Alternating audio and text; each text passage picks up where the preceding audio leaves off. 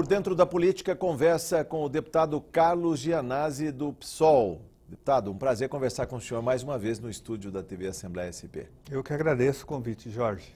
Vamos prestar contas de mandato. O deputado Carlos Gianazzi publicou no Diário Oficial recentemente um artigo, uma opinião dele, fora Temer, fora reformas e diretas já, não só no Diário Oficial, mas também no portal da Assembleia Legislativa.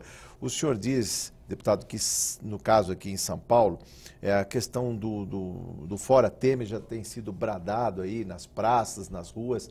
Há um mal-estar aí.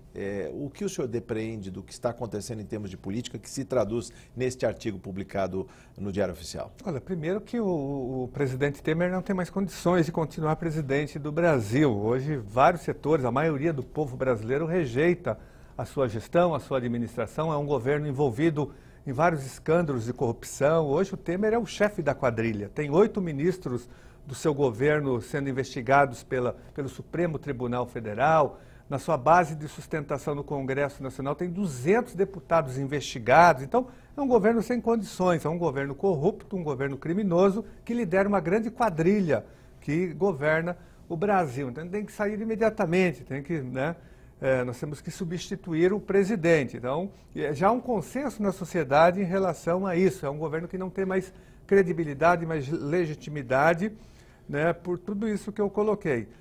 Ao mesmo tempo, há um grande movimento já na sociedade para que o próximo presidente não seja escolhido pelo Congresso Nacional, porque é um Congresso corrupto também, um Congresso onde uma boa parte está envolvida nos grandes escândalos de corrupção. Então, o que nós queremos? O povo brasileiro hoje exige eleições diretas para presidente da República. Nós não podemos aceitar que um congresso como esse, sem legitimidade, o pior congresso nacional de toda a história do Brasil, eleja um novo presidente, porque vai ser mais um Temer, um rascunho do Temer, mais um genérico do Temer. E o terceiro ponto levantado no nosso artigo, nas nossas lutas, é a luta contra as reformas. Sim. Essas reformas, que não são reformas, são a destruição de direitos sociais, trabalhistas e previdenciários. Eles estão retirando direitos trabalhistas, desmontando a CLT, desmontando completamente a Previdência Social no Brasil, e acabando com os direitos sociais básicos, com o fraquíssimo e raquítico estado de bem-estar social. Que Mas nem isso não existe foi direito. desenhado, deputado Carlos Gianazzi, lá na Constituição de 1988? Tudo isso que está colocado aqui em termos de direitos dos trabalhadores, da população de maneira geral, não foi desenhado ali? Não houve um pacto depois que saímos de um período de ditadura? Houve um pacto, sim, que foi representado pela Assembleia Nacional Constituinte e a Constituição de 88. Porém, nós estamos vivendo um processo de desconstituinte, porque o Congresso Nacional, junto com o governo federal, junto com setores da grande mídia, estão atacando esses direitos, estão destruindo também a Constituição Federal. Sim. Uma reforma como essa, PEC 55, que foi um dos maiores atentados terroristas desses grupos que eu citei contra o povo brasileiro, que foi aprovada no ano passado, que congelou por 20 anos todos os investimentos nas áreas sociais, só numa área que foi pagamento de juros da dívida pública. Então, a PEC 55, a lei da terceirização, que é contra os trabalhadores. Agora, essas duas reformas que estão em curso, a trabalhista e a previdenciária. Então, esse conjunto de ações tem como finalidade central canalizar dinheiro público para o setor privado, sobretudo para o pagamento de juros da dívida pública. Mas, deputado, o senhor disse que o presidente está fragilizado. Ele tem força para induzir no Congresso Nacional que essas reformas venham a termo? Uma reforma do vulto, que é a reforma previdenciária, que mexe com a vida de todos, a reforma trabalhista. Teria o presidente Temer esta possibilidade, essa energia para tocar uma reforma desse vulto? Olha, por incrível que pareça, e é uma situação surreal que nós estamos vivendo, ele está tendo, até porque assim, vários setores da sociedade, inclusive a Rede Globo, Revista Veja, você vê claramente que é um movimento fora Temer. Até da própria Globo está denunciando e pede, de uma certa forma, a saída do Temer, mas é a favor das reformas. Pois então, a quem interessa, que setores são esses que defendem as reformas? O grande capital, os grandes empresários, as grandes empresas nacionais e multinacionais, os grandes bancos, sobretudo, o sistema financeiro e os especuladores. E e rentistas da dívida pública, esses que estão por detrás das reformas. Não importa se é com a Dilma, com o Lula, com o Fernando Henrique, com o Temer, com o Henrique Meirelles, para eles não importa. O importante é que a reforma seja feita, que o ajuste fiscal contra o povo brasileiro seja feito. Através da reforma da Previdência, leia-se, destruição da Previdência, reforma trabalhista, destruição dos direitos trabalhistas. Esse grupo, esse mercado, né? A lógica do mercado é que impera independentemente do presidente de plantão. A Dilma começou a fazer o ajuste fiscal quando ela nomeou o Joaquim Levy, na que é um representante desse grupo do sistema financeiro ligado ao Bradesco. Ele começou a fazer o ajuste fiscal contra o povo brasileiro e, logicamente, que o Temer potencializou a mil. Mas as pessoas têm noção disso, deputado, não. Que embora a economia ande de lado, que tenhamos 14 milhões de desempregados, ainda assim temos recursos na Fazenda para pagar 500 bilhões de juros por ano. Né? De juros da dívida. Não, porque essa informação não chega para a maioria da população. Essa informação ela é interditada pelos grandes meios de comunicação de massa, a grande imprensa, que defende essa lógica também de pagamento de juros, que defende o arroxo, que defende essa política de retirada de direitos sociais, trabalhistas e previdenciários. A imprensa tem lado, ela tem interesses ideológicos, políticos, econômicos e financeiros. Então ela faz uma interdição, ela faz o controle ideológico da população, de tal forma que a população acha muitas vezes que tem que fazer reforma contra ela. Ela não percebe isso. Então o controle ideológico da grande mídia é muito poderoso no Brasil. Por isso que nós temos que quebrar o monopólio dos meios de comunicação de massa. Temos que democratizar os meios de comunicação de massa. Não é possível que o Brasil continue numa situação como essa, onde uma emissora de televisão vira um partido político poderoso que manda mais que o presidente da República. Mas no caso do Fora Temer, dizem alguns especialistas, alguns juristas, que a solução não está na Constituição, ou pelo menos estaria na Constituição, em destituindo-se a presidente Dilma e, na sequência, um ano depois, o presidente Temer, teria que haver uma eleição indireta, ou seja, o Congresso escolheria o novo presidente da República até o período de uma nova eleição, em 2018. Não, mas como seria isso, deputado? Isso pode ser alterado a qualquer momento através de uma alteração da Constituição Federal. Uma PEC, uma proposta de emenda. Que já há uma PEC no Senado Federal, que já foi aprovada numa das comissões, já autorizando essa mudança. Sim. Então, e até porque democracia nunca é demais, consulta nunca é demais. Agora, as pessoas que defendem isso, que acham não, que tem que garantir a Constituição não permite, elas não defendem, né, o oposto disso, porque essas pessoas, na verdade, elas defendem uma outra coisa. Elas defendem a PEC 55. O que foi a PEC 55? Foi uma mudança de toda a estrutura da Constituição Federal. Um engessamento do tamanho do Estado. Exatamente. Também, né? A reforma da Previdência é a mudança da Constituição Federal. A reforma trabalhista também mexe na Constituição. A reforma do ensino médio. Então, não tem sentido esse tipo de argumentação. O povo brasileiro tem que escolher um novo presidente, porque senão nós vamos ter um Congresso Nacional escolhendo um representante para continuar com as reformas contra o povo brasileiro. Eles já cogitam Henrique Meirelles, a Carmen Lúcia, eles cogitam Fernando Henrique Cardoso, Nelson Jobim. Todos esses nomes são a favor do mercado e são contra o povo brasileiro. Mas a gente vai rasgar as leis já existentes, por exemplo, quando se fala, mesmo em se tratando de uma eleição indireta, que o candidato que vai ser escolhido pelo Congresso Nacional, Senado e Câmara, tem que ter 6 meses de vinculação a algum partido político, quer dizer, tudo está em aberto, deputado?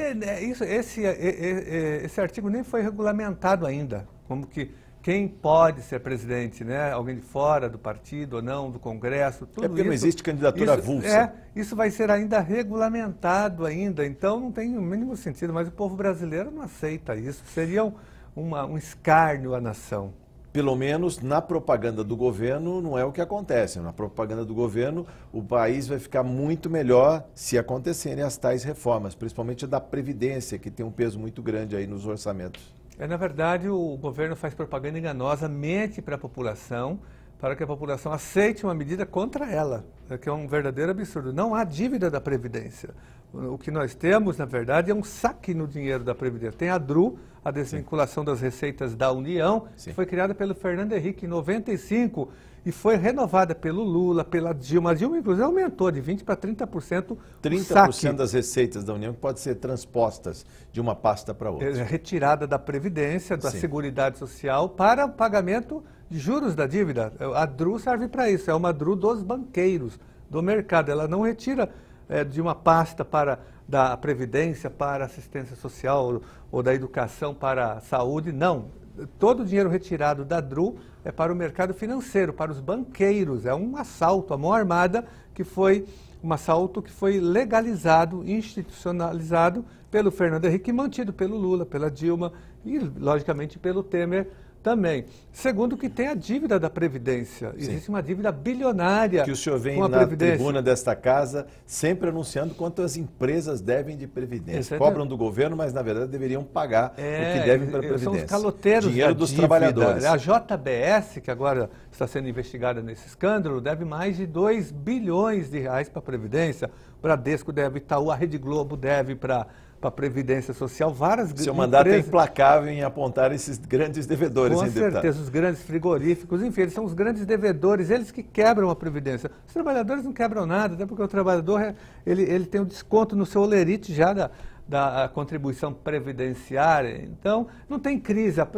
tem roubo no dinheiro da Previdência por esses setores empresariais com autorização do governo. E essa sensação de que se as reformas de fato forem implementadas, o país vai melhorar. Já existe até um estado de ânimos aí na imprensa, ouvindo, por exemplo, o ministro da Fazenda dizendo que o desemprego vai deixar de aumentar em agosto, ou seja, começa a cair o desemprego em agosto. Há também uma sensação de aumento no consumo, até por conta dos saques das contas inativas do Fundo de Garantia por Tempo do Serviço, essa sensação agora de que o país já está melhorando, voltando aos trilhos. Não está, porque o desemprego só tem aumentado, a gente percebe que hoje São Paulo aqui está à venda, todo mundo alugando tudo, há uma grande crise no Brasil hoje econômica e nós não temos perspectiva de melhorar, muito menos com as reformas, porque as reformas vão piorar a situação, as reformas vão empobrecer o Brasil.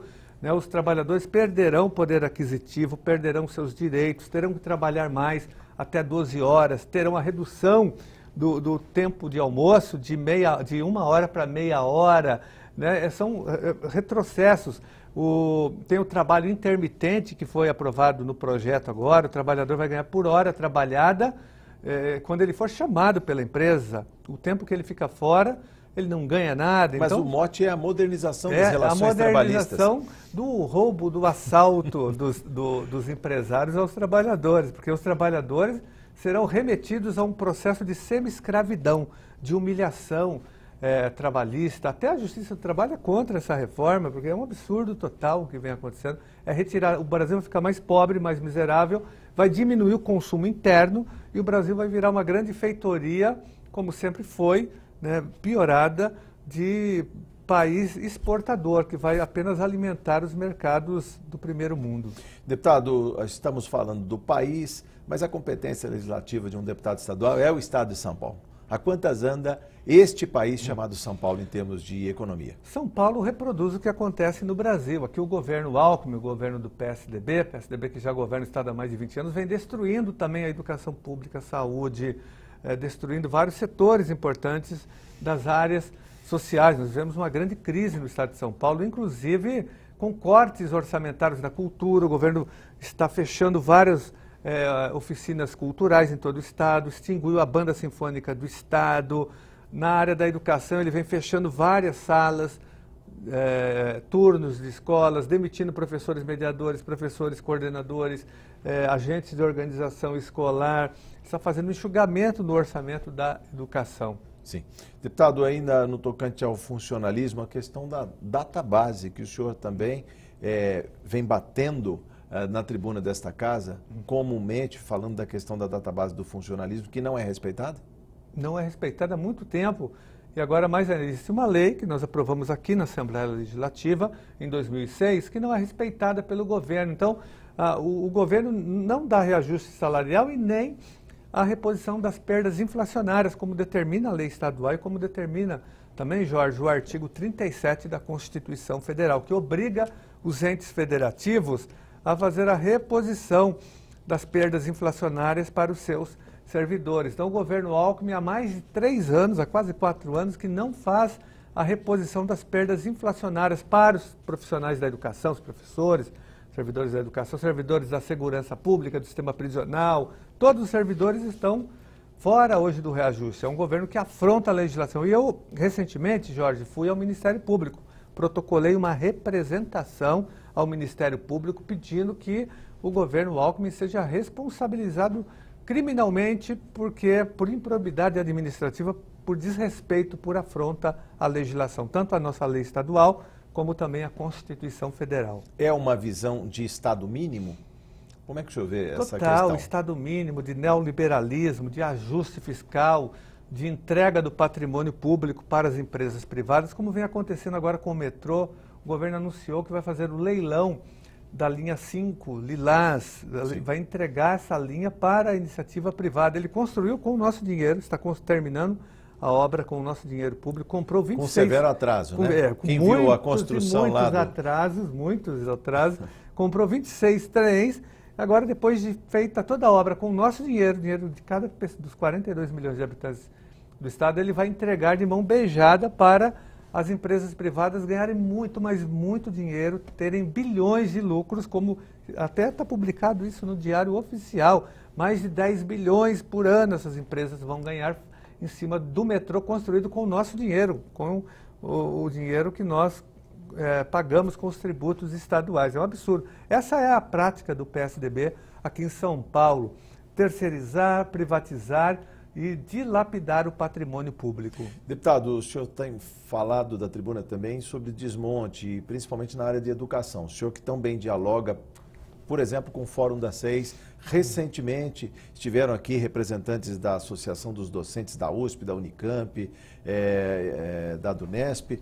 Eu queria que o senhor falasse um pouco também do panorama das universidades, o senhor que tanto anda aí no seu mandato aí consultando a população, dialogando a questão da educação e educação de nível superior. Olha, Jorge, assim como a educação básica está totalmente destruída aqui em São Paulo, o governo estadual tem sucateado e degradado a educação, atacando tanto a estrutura física, com falta de reformas das escolas, como também atacando os servidores da educação, o magistério com péssimos salários, né, com o desrespeito à vida funcional dos servidores, não chamando os aprovados nos concursos públicos, não só da educação, mas de todas as outras áreas, que é um tema importante também, que eu venho acompanhando e tenho denunciado aqui na Assembleia Legislativa e junto ao Ministério Público.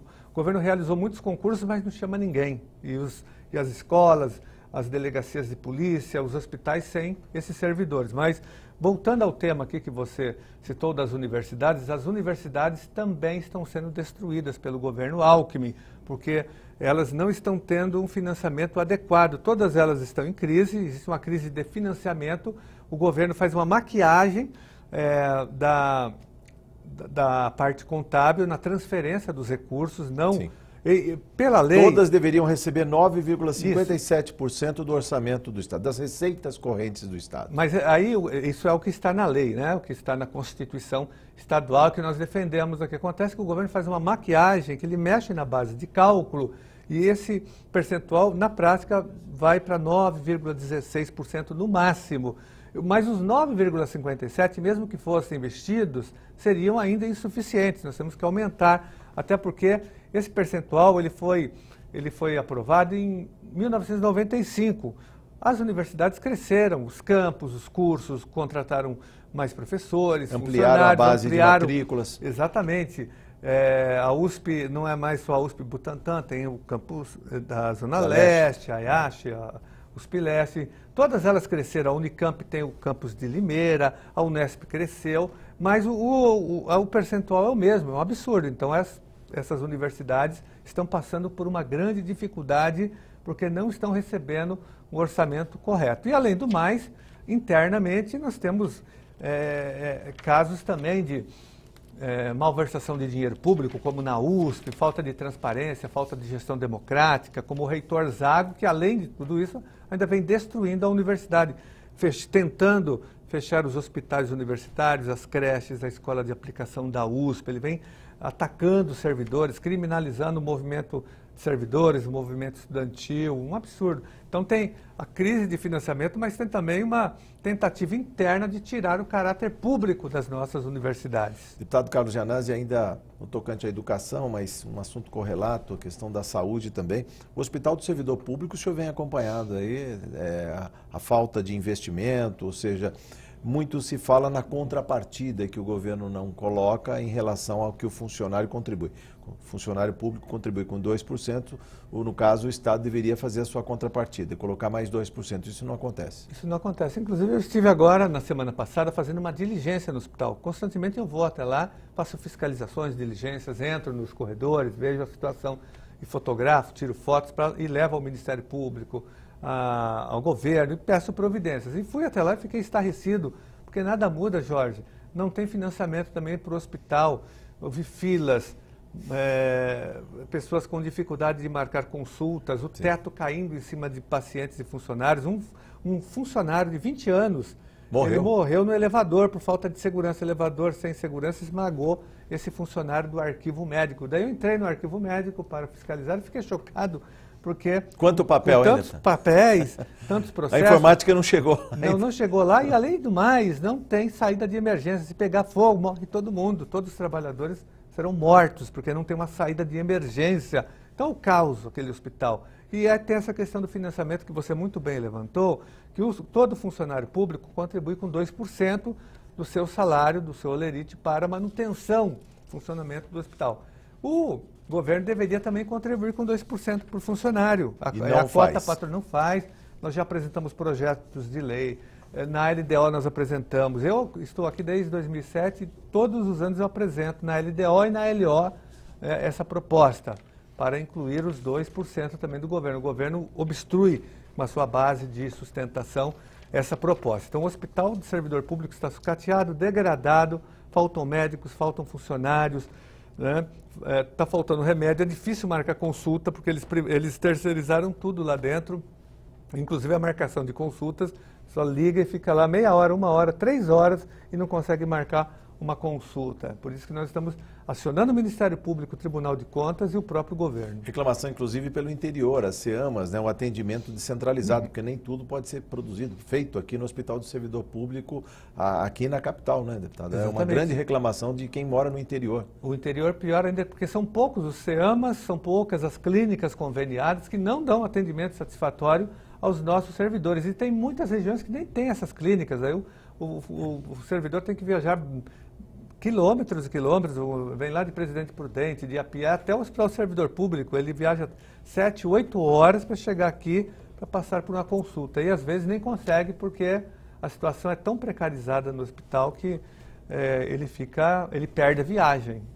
Tempo urge. Deputado, ainda temos 2 minutos aqui para falar sobre a duzentena. É um projeto aí, está pronto? O projeto de lei complementar 24/2015, é isso? Que acaba com a duzentena para os professores categoria O? Há tempo de explicar para o nosso telespectador? Rapidinho. É um projeto de lei que eu apresentei em 2015, que foi construído coletivamente com os professores categoria O, acabando com a duzentena, que é esse intervalo. Um professor hoje na rede estadual, ele é contratado por 3 anos e 11 meses, quando termina esse período ele tem que ficar 1 ano fora. Era pior, depois de muita luta, nós conseguimos modificar, porque a cada 1 ano ele ficava 1 ano fora. Sim. Então, depois de muita resistência, muita luta, nós alteramos a legislação, aprovamos o projeto aqui, diminui, mas ainda existe a duzentena, que prejudica os nossos professores categoria O, que são considerados pelo governo professores de 5ª categoria. Eles não podem utilizar o Hospital do Servidor Público, que é um absurdo, não têm direito à aposentadoria da São Paulo Previdência. Então, mas eles lecionam, eles são bons professores, estão na rede, muitos já foram aprovados, estão esperando a chamada do concurso, mas vivem essa situação de marginalização pelo governo. Por isso que eu apresentei o projeto de lei, o PLC 24, que foi uma solicitação desses professores que estão na luta aqui para que nós possamos aprovar. O projeto está pronto para ser votado, já passou pelas comissões todas e já tem caráter, está em regime de urgência. Eu aprovei um requerimento de regime de urgência. Ok, deputado, voltaremos ao tema, nosso tempo se esgotou. Muito obrigado por sua entrevista, volte mais vezes. Obrigado, é sempre um prazer Jorge. conversar com o senhor aqui na TV Assembleia SP. Muito obrigado. Eu conversei com o deputado Carlos Gianazzi do PSOL, você ficou por dentro da política, muito obrigado por sua audiência.